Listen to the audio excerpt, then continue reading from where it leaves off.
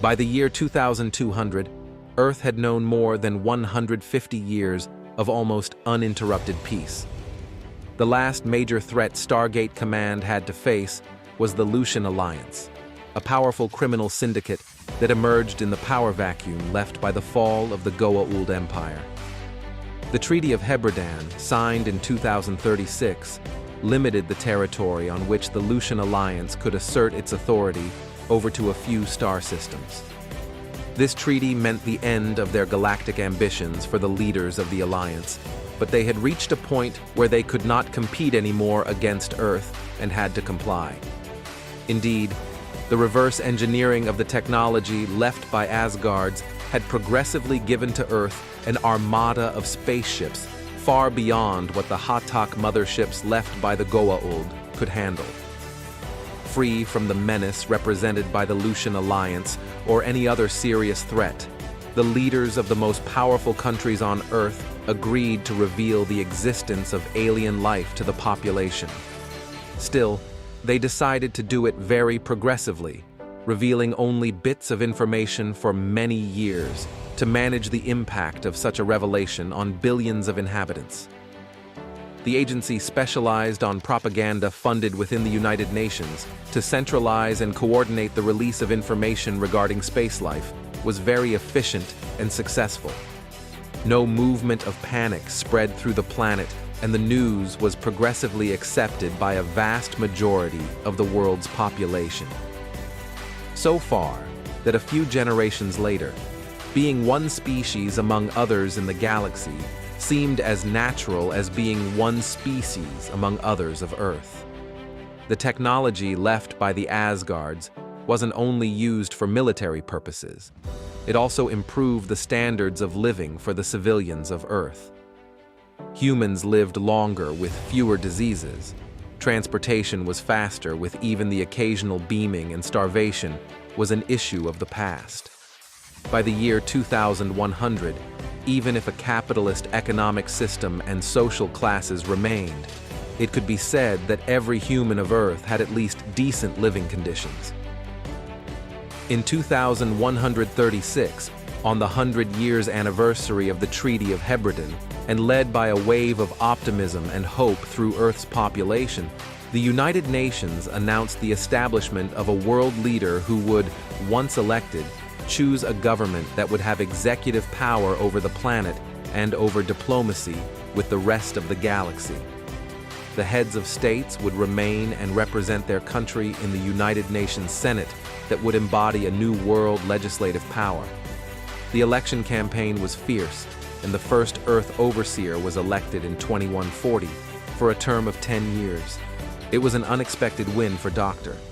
Talia Carter, who was originally chief xenolinguist and cultural advisor at Homeworld Command before she committed herself to politics. Her affiliation with her great-great-grandmother, the legendary Samantha Carter, may have influenced the polls in her favor, as she was always seen carrying her ancestors' Air Force insignia in a quantum-locked pendant. In 2205, though, the unthinkable happened. The Replicators, the most relentless enemies Stargate Command ever had to fight, re-emerged in a completely unexpected manner. Replicators were self-replicating machines consuming technology to evolve. They were one of the greatest threats Earth and the galaxy had to face, but they had supposedly been defeated by SG-1 and the Dakara superweapon 2 centuries ago. The Stargate was still operating from its original location, sheltered in the Cheyenne Mountain Complex in Colorado. The Replicators, arriving from an unknown location, managed to strike Earth's defenses in its heart through the Stargate. The traditional protection protocols from 2 centuries ago were still valid, and an iris, made of the most modern and resistant alloys, was automatically active, blocking any unwanted visitor. Nevertheless, the Replicators had found a way to get through the SGC's last resort defense. The soldiers and technical staff on the site were in shock, but had to react quickly if they wanted to have any chance to stop the ongoing invasion. At this time of peace, the military personnel of the base had never participated to any conflict and had only gained experience from VR training. Even the numerous SG teams almost only had scientific or exploration objectives to their missions. Still typically composed of 4 members, they usually counted only 1 soldier when the rest of the team was composed of scientists or diplomats. This battle was far from a foregone conclusion for the SGC, but like at the time of Generals Hammond and O'Neill, they proved themselves to be courageous and resourceful.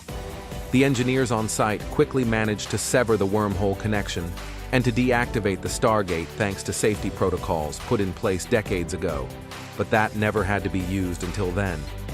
Concerning the replicators that had gone through the gate's iris, the battle was intense, but the SGC soldiers miraculously succeeded at eradicating every of the murderous machines before it escaped to the surface.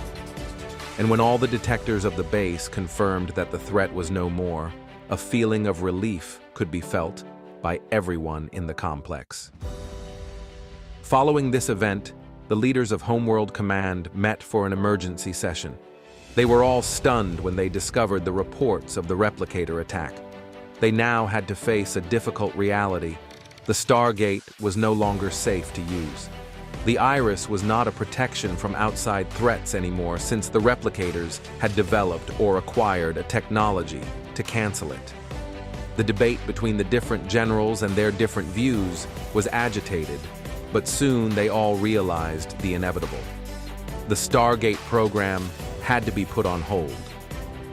In the same way as the Egyptians did to stop Ra from coming back, they decided to store the Stargate and bury it at a secret location, only known from the Earth Overseer and a select few among the highest-ranking officers of the planet.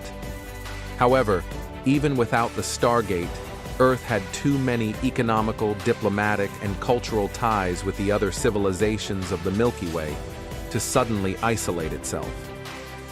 To keep its influence on the galaxy without the transportation means brought by wormholes, the choice was made to deeply increase the budget dedicated to the building of new starships.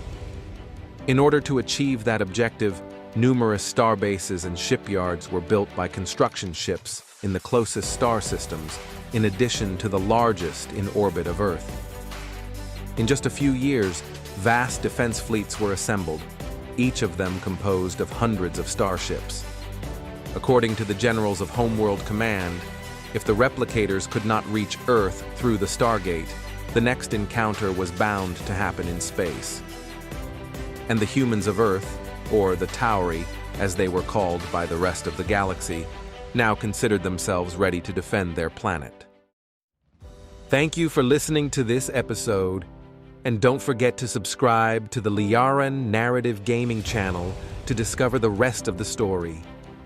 See ya.